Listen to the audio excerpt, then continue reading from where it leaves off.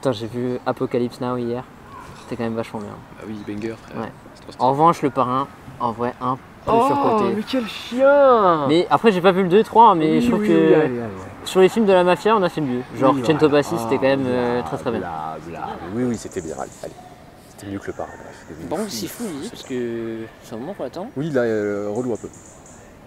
Bon, on file voir Megalopolis. Oui, c'est bon, il m'a saoulé. On n'attend pas, ça dégage. Time stop!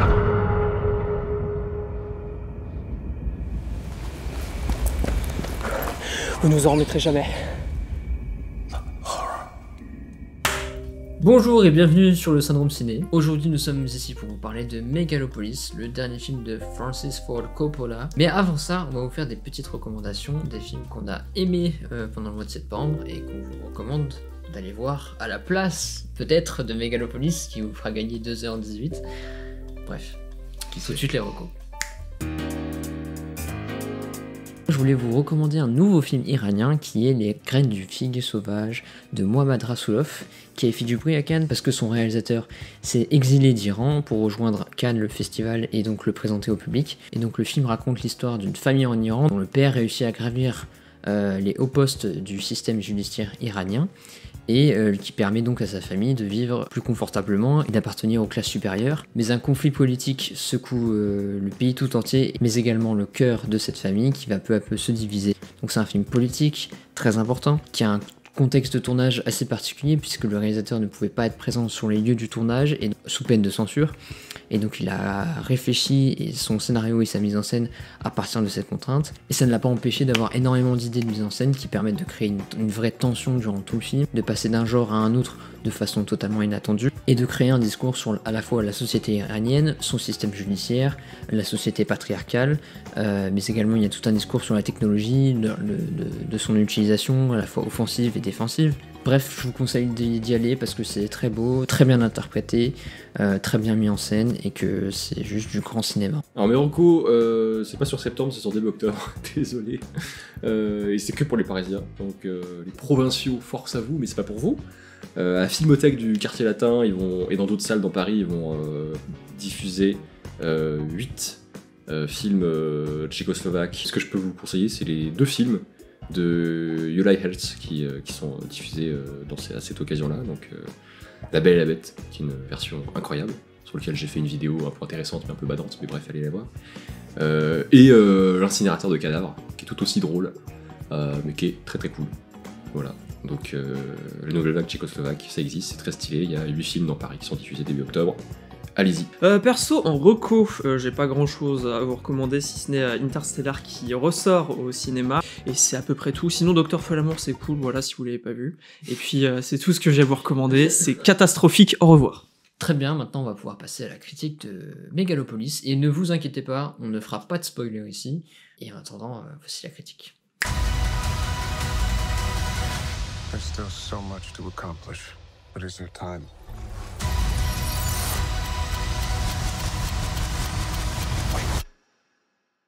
Go. Thomas, est-ce que tu peux nous faire un petit résumé, s'il te plaît? Donc, dans un futur proche, dans la ville de New Rome, une espèce de New York d'inspiration de l'Empire romain, on a un architecte un peu mégalo, rêveur, qui veut créer une cité parfaite, une cité utopique, Megalopolis. Mais autour dans cette ville de New Rome qui est décadente, sur le point de s'effondrer, comme Rome en 100 ans, il y a tout un tas de personnages autour de lui qui vont lui mettre des bâtons dans les roues, et voilà, le film va parler de ce projet de Megalopolis. Avant de commencer, j'aimerais savoir un peu quel était votre rapport avec le cinéma de Coppola. Parce qu'on a détecté du coup plusieurs périodes. Il y a sa période phare avec le parrain, Apocalypse Now, Conversation secrète, où il a reçu plein de prix. Il y a eu une exception avec Dracula et le parrain 3 dans la seconde partie de sa carrière. Mais il y a eu une partie où il se permettait peut-être plus de liberté, il essayait plus de choses visuellement. Mais ces films ont un peu floppé, ou alors on s'en rappelle plus. Moi perso, je les ai pas encore vus. Donc voilà, je voulais un peu connaître votre rapport à ce cinéma-là. Non mais donc moi j'aime beaucoup le vieux Francis, voilà. J'aime beaucoup ses films, même des petits pas très connus. Des trucs dans les années 2000, L'homme sans âge, il y a quelque chose d'un peu stylé, même si c'est à des allées-lumière de ce qui est du parrain ou d'Apocalypse Now et tout. Puis Apocalypse Now, c'est mon film préféré, enfin c'est ce que je dis un peu rapidement, histoire d'en avoir un, l'Apocalypse Now Redux, voilà, le montage le plus long possible, c'est mon film préf. J'aime beaucoup les 3 parrains, j'aime beaucoup Dracula, et donc dans les années 80, il y en a plusieurs que j'aime vraiment beaucoup. Bref, donc j'aime bien son taf, et puis Megalopolis. Je suis pas un immense aficionado de Francis Ford Coppola, même si j'ai quand même beaucoup de respect pour ce qu'il a pu apporter avec ses potes, le nouvel Hollywood, etc. La trilogie du parrain qui est très réussie. Apocalypse Now, que bon, j'ai toujours pas vu, je l'avoue. C'est pas mal. Oui, je l'ai toujours pas vu. Je l'ai étudié en cours, j'en ai vu beaucoup d'extraits, etc. Je ne l'ai toujours pas vu, il faudra que je le rattrape. J'ai quand même beaucoup de respect pour lui, pour sa carrière, pour son style de réal. Je trouve que c'est quelqu'un qui sait proposer quelque chose d'intéressant en termes visuels. Et donc maintenant, Megalopolis. Et donc maintenant Megalopolis. Et du coup, qu'en avez-vous pensé? Tu veux commencer ou je commence? Personnellement, j'y suis entré en me disant j'ai peur que ce soit un film qui ait beaucoup d'ambition et qui s'écroule sous le poids de ses propres ambitions. Et bah c'est un film qui s'écroule sous le poids de ses propres ambitions. J'ai eu ce que je voulais et je suis pas content, enfin voilà. Moi, genre, les retours depuis des mois, depuis Cannes, c'est film malade, film boursouflé, film bancal, avec mille et un problèmes. Kitsch, raté, etc. Proche de nanar, ou presque, ou ouais, nanar voilà, complet. c'est ça. Et donc, moi, j'y allais en mode bon. J'y allais en mode ça aussi, c'est vrai. C'est ça, j'y vais, ça va être pourrable, mais il y a peut-être 2-3 perles dedans. Bon, et effectivement, c'est un naufrage au ralenti. Et de temps en temps, le tragique, très c'est beau. accéléré. Oui, qui va très vite. Mais on en reparlera. voilà. C'est un naufrage de tout en vitesse, de 2h18. Et des fois, c'est un peu fascinant, étrange. Mais globalement, c'est un naufrage. Mais du coup, ouais, on va d'abord aborder peut-être les points un peu positifs. Le point positif. Le point positif, si on peut un peu en trouver. Mais du coup, c'est un film qui s'autorise énormément de choses, parce que c'est un film qu'il a financé lui-même, 120 millions de dollars. Mais du coup, c'est un film où il avait une liberté absolue. Ouais, quasiment. Oui. Et donc, c'est pour ça qu'il y a énormément de tentatives visuellement. Dans sa carrière ou dans n'importe quelle autre filmographie, on n'a jamais vu un film qui ressemble à ça. Non. Façon de le dire, Oui. qu'on dirait neutre. C'est ça. On n'a jamais vu un film qui a cette gueule. Et surtout qui mélange tout un plein de techniques de VFX aussi, que ce soit de LED wall, du fond vert, etc. Des effets pratiques sur le tournage, des SFX directement sur le tournage. Non, et aussi il fait de la surimpression, il fait voilà, de la vignette, des effets visuels au sens large. Des fermetures allégoristes aussi, il me semble, il y en a quelques-unes. Oui. Oui, voilà, il fait des effets de voilà, on a plus qu'un cercle visible. Et donc le point positif qu'on a retenu un peu, c'est quelquefois c'est pas mal. C'est même Parfois, très ça beau, marche. quelquefois, même si là, comme ça, tu me demandes de retenir une image, j'arrive pas trop. Peut-être le plan lune, même si je le trouve pas totalement réussi, c'est juste que visuellement il était complètement différent de l'ambiance colorimétrique du film aussi, qui est beaucoup plus chaud, avec des couleurs beaucoup plus chaudes, jaune, rouge. Donc là, c'est le seul plan qui me revient un peu du film. Il y en a d'autres, mais donc il y a plein d'essais. Mais et parfois ça marche, mais des fois c'est totalement gratuit ou alors juste pas contrôlé. Et c'est là où le bordel commence. Ouais, bon, restons encore un peu positifs. Voilà, mais, restons oui. un peu. Non, c'est vrai, il y a encore, comment dire, Francis Ford Coppola n'est pas encore totalement mort. Il gâtouille un peu, mais il est encore là. Oui, c'est vrai que c'est très compliqué, mais visuellement, il y a encore des bonnes idées. Personnellement, il y a une scène dans une boîte de nuit qui me reste un petit peu. Il y a des images où je me dis, là, ça devient un petit peu intéressant. Il y a des jeux de lumière qui sont assez sympathiques. Il y a des jeux aussi sur le flou, sur les bokeh en arrière-plan, des petits trucs comme ça. Ça rajoute un petit peu de texture à l'image. Il y a, tu l'avais dit, le fond vert qui est travaillé de certaines manières, où je ne vais pas l'excuser ou quoi, mais on peut essayer de trouver une logique au début du film, en tout cas, monde d'excès, beaucoup de fond vert, c'est pas très beau parce que la ville est pas très belle, quelque chose comme ça, on a un monde un peu dégueulasse, des choses dans ce genre. Il va servir aussi d'éléments de scénario qui peuvent, qui incluent un satellite. On le voit au tout début du film, c'est pas un spoil. Il s'en sert pour faire des. J'ai oublié ça. Voilà, alors, il s'en sert pour faire des ombres portées sur des murs. Et ça, pour le coup, c'est une des rares idées qui fonctionne un petit peu et un peu intéressante. Donc ouais, il y a quand même toujours une ambition visuelle, il y a toujours des plans qui sont quand même assez au-dessus de la moyenne en termes de ce qui peut se faire, il y a toujours des plans qui sont assez jolis, il faut quand même le dire, mais Il y a beaucoup de plans dans ce film. Il y a un immense souci de découpage. Parce que il avait énormément d'idées pour ce film, c'était extrêmement foisonnant. Trop, et dès le début du film, c'est quelque chose dont on se rend compte. C'est-à-dire qu'il y a énormément de plans il y a énormément de plans à chaque scène. Ça va extrêmement vite, ça a très peu le temps de respirer aussi. Il y a beaucoup de plans qui ne servent à rien ou pas grand-chose. Il y a un nombre ahurissant, je trouve, de plans de transition, ou alors qui sont mis entre deux plans pour servir entre guillemets de connecteur logique, qui ne servent à rien. Il y a des plans de décor sur, je sais pas moi, un arbre ou des trucs comme ça. On comprend pas spatialement aussi, il y a des gros soucis. Et c'est quelque chose, en tout cas personnellement au début du film, je me suis dit, bon, ça va être un film d'excès, il veut représenter une société d'excès, ça marche pas extrêmement bien, et pourquoi pas? À la rigueur, je peux essayer de l'excuser. Et quand vous avez ça pendant, je crois que c'est 2h11 de film du coup 2h18 de film. Je sais compter. Alors déjà, oui voilà, déjà vous en sortez avec un beau mal de crâne, donc un peu chiant. Et ensuite, ouais, ça sert à rien, ça vient parasiter le film, ça vient parasiter beaucoup de choses, et ça empêche de s'immerger pleinement dans la mise en scène, quoi. Parce que qu'il y ait des idées et que ce soit surcuté dans certaines scènes où le personnage principal par exemple est bourré, ou alors ou alors dans une scène où il y a un peu de folie, je dis pas, pourquoi pas, mais tout le film c'est vraiment symptomatique d'un film qui a beaucoup trop d'ambition, qui ne veut pas faire comme les autres font, et qui au final se casse complètement la gueule. Qui veut pas se réduire, il veut pas s'interdire des choses. Et du coup ça pose des problèmes aussi de rythme, de montage. En fait, mis à part le tout début qui prend un peu son temps avec la fameuse scène dans la bande-annonce où Adam Driver utilise son pouvoir d'arrêter le temps.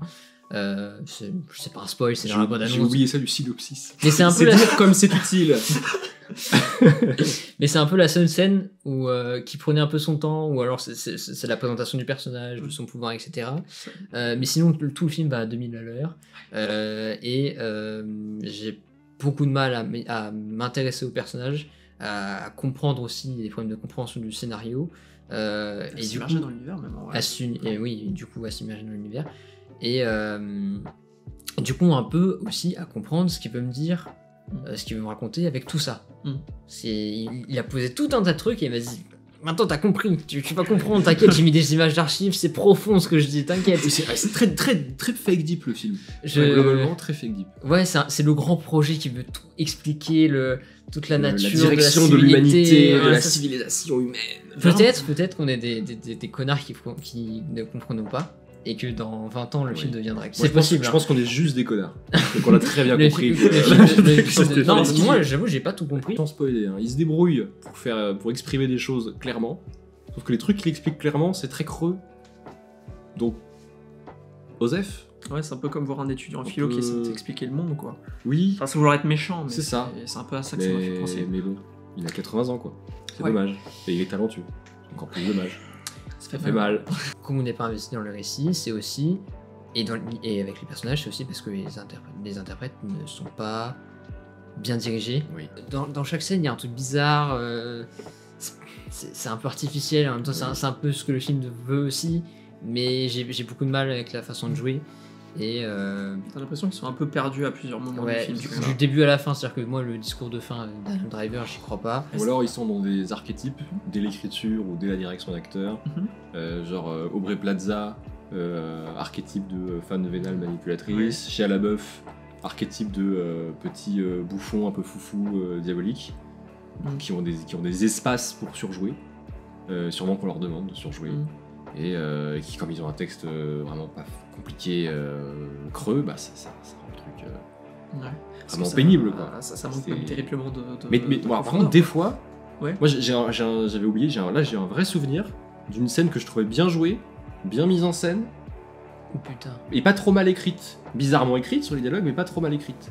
Il y a Adam Driver qui reçoit un personnage féminin que je ne nommerai pas, au petit-déj ou au déjeuner dans son appart et tout. Je crois la moitié de la scène c'est en un seul plan qui se regarde et tout. Et on a un jeu sur l'arrière-plan et le premier plan, on sent qu'ils ont été dirigés de façon un peu précise. La posture un peu froide, méprisante d'Adam Driver fonctionne pas trop mal dans cette scène. Bon, la réa est bien pensée, on joue avec le décor, ça joue bien, le texte est plutôt solide. De temps en temps, ça se tient comme ça. Et encore, mais de base. Et encore, c'est une scène qui marche bien, c'est une des scènes les plus sobres du film. Ouais, C'est et encore, terrible. et encore t'as quand Anecdotique, même...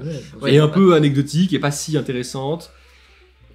Et voilà, juste ça installe un peu mieux ce que sont les personnages. En plus de ne pas me faire aimer Lawrence Fishburne dans un film, il arrête de me faire aimer Talia Shire, sa propre sœur, parce que c'est elle qui joue la daronne.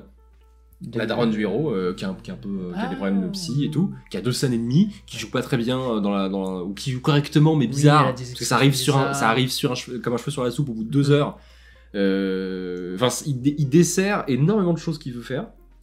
Et, Alors qu'il a un casting 4 étoiles voilà. quoi, à la base. Quoi. Donc en fait, on sent que ça fait 12 ans qu'il a dirigé personne. Ouais. Et T'as l'impression qu'il... déjà que la dernière fois, je me souviens, Twixt, c'était déjà pas un de ses meilleurs films, pour rester poli. Moi, je passais complètement à côté de Twixt. Même si Val Kilmer et Elle Fanning faisaient des trucs sympas et tout, mais c'était déjà un film un peu compliqué. Mais non, donc c'est peut-être une des fois où il dirige le moins bien ses comédiens. Quoi. Ouais, Alors que il a fait son beurre là-dessus un peu. Ouais, mais C'est le parrain, c'est avant tout un espèce de casting de dingo où t'as Oui. que des gens qui jouent vachement bien dans une histoire, dans un film. On va vous expliquer pourquoi le parrain c'est cool, mais ouais. bref, c'était une de ses skills les plus prenantes avec son inventivité visuelle et les deux s'entretuent. Je me demandais juste par rapport au scénario, est-ce que c'est un film... Est-ce que ces précédents films, il les écrivait aussi? Est-ce que le parrain, il a participé vraiment à l'écriture? Oui. Est-ce que Conversation secrète, oui aussi?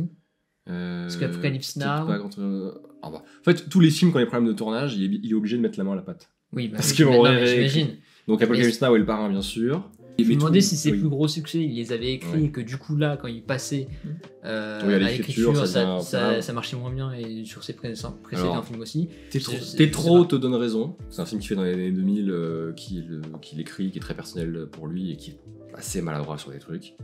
Le parrain et Apocalypse Now te donnent tort. D'accord. Parce qu'il participe massivement. Ok, Et puis il est ok. pas tout seul. Il est pas tout seul du tout sur ces films-là. Après, il désolé, le participe parrain, Oui, oui. Oh. Non, faut que je le revoie, mais c'est vrai que je... Il n'y a pas un seul film dans ce plan qui est mieux que le parrain. Rapidement pour conclure, revenons un peu sur le fond et puis on finit. Oui, moi je trouve que c'est un film très creux. Mm. Qui mobilise beaucoup de choses pompeuses, avec beaucoup d'ambition hein, ou de prétention. C'est selon si ça marche ou pas. Ça marche pas, donc c'est prétentieux. Et ça rend le truc un peu... Ça finit sur un truc niais, c'est ce que tu disais sur le speech de fin de Driver. C'est que tout du long du film, on a tout un tas de choses qui sont mobilisées de façon frontale, un peu subversive et tout, sur la société, la décadence de la société occidentale, le discours sur les utopies, les dystopies, La subtilité un peu mis de machin, côté, c'est- la métaphore à l'art, machin. Il y a énormément de choses grandiloquentes qui sont mobilisées. C'est un film d'un vieux monsieur, vraiment rouillé sur ses talents, sur les trucs stylés qu'il y avait dans ses précédents films. Et on sent que c'est un film qu'il écrit depuis les années 80, quoi. Enfin, genre, bon, déjà parce qu'il y a 8 milliards de réécritures qui rendent le scénar horrible. Politiquement, c'est très très flou, ça a rien à dire. Genre les élites sont décadentes, libertines, folages à baiser entre cousins. Oh là là, Shia LaBeouf s'habille comme une femme. Les masses prolétaires sont en guenilles et sont réceptives à des discours fascistes. D'accord, super. Et la voix de la lumière, c'est Adam Driver, grand sauveur avec son projet utopique Oui, centriste. il est un peu nul. contrasté quand même son personnage. Oui. Ouais, Oui, mais même en son, vrai, même son éventuellement. utopie a 30 ans de retard, quoi. En tout cas, dans la Oui, conception qu'il en fait, des trucs dans le genre. Parce que, un truc, enfin, je sais plus si on en a vraiment parlé, mais un des trucs que m'a fait le film, c'est que j'avais quand même le sentiment que c'était vachement daté.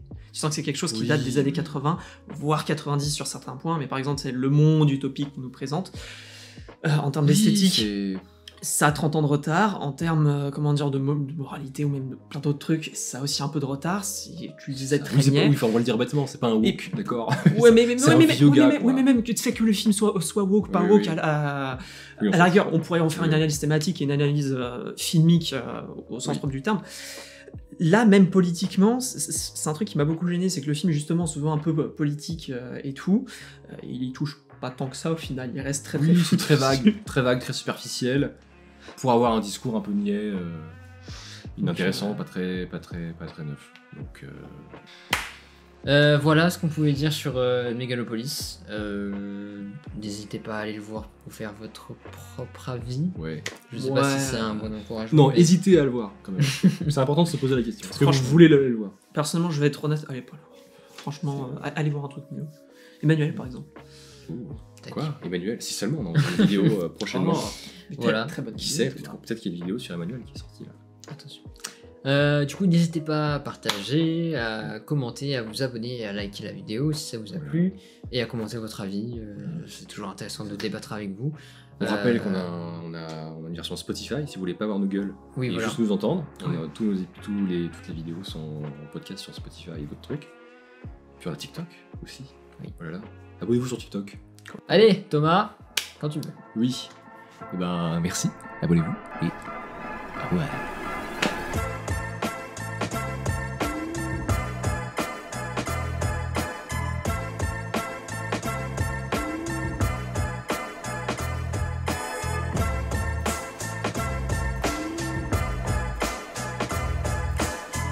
Oh, j'ai vu Docteur Folamour. Pour la première fois? Ouais. Et alors? Bah, c'est plutôt cool en vrai. Tu sens l'économie de moyens, mais c'est plutôt réussi. Je suis même pas d'accord avec lui, mais qui disent du mal de Kubrick me rend heureux malgré tout, ce qui est loin de mauvaise personne. C'est super bien, Docteur Folamour. La fin. Est-ce qu'elle est mieux que celle d'Oppenheimer?